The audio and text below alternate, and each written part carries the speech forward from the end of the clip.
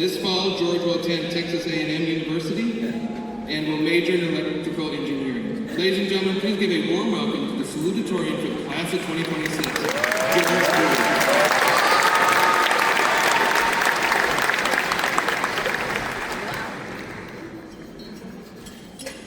Why is it that expecting the worst is being a realist, whereas expecting the best is being naive? Good morning, faculty, friends, parents, and most importantly, the Summit High School class of 2026.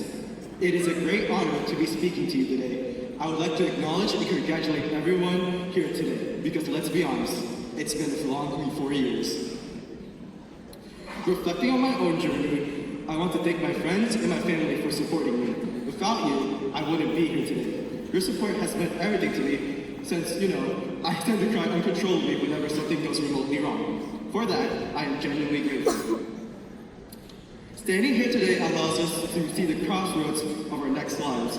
We're at the junction of our next path, whether it's going to work, trade school, or college. It is incredibly likely that we feel overwhelmed. The world we know is changing, and the world we're entering isn't sunshine and rainbows as we originally hoped. It's loud, unforgiving, and sometimes cruel. As we transition to the next chapter of our lives, we are left with two competing voices, pessimism and optimism.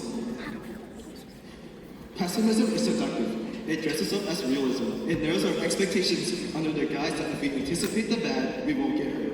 It warns us of failure and makes us believe that being pessimistic is safe, because if we expect the worst, we'll never be disappointed. Optimism, on the other hand, is a radical choice. Optimism isn't being naive. It isn't ignoring the challenge, the stress, the storm that things are light. It is the stubborn belief that the best days have not passed, but rather are ahead of us. Being optimistic means to look at a foreign future and say, I don't know what will happen, but I know I have the strength to change it. Admittedly, I'm a bit of a pessimist. I've been thinking, what do we do when the inevitable storm does come? How do we stay optimistic when things get tough, when it feels as if we hit rock bottom? How do we manage not to sink even further? The answer is gratitude. Gratitude is the connection between where we are and the optimism we need for the future. When we practice gratitude, we become grounded. We remind ourselves of the family who pushed us. For me, that is my mom and my sister. For a lot of us, it's also the friends who encouraged us and the faculty who motivated us to reach our full potential.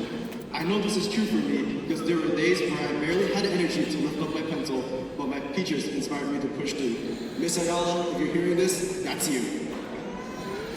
Class of 2026, as we walk through these doors as Summit graduates, do not allow the cynicism of the world to dim your light. As Winston Churchill once said, a pessimist sees a difficulty in every opportunity. An opportunist sees the opportunity in every opportunity. Choose optimism, not because it's easy, but because it's necessary. Thank you and congratulations, graduates.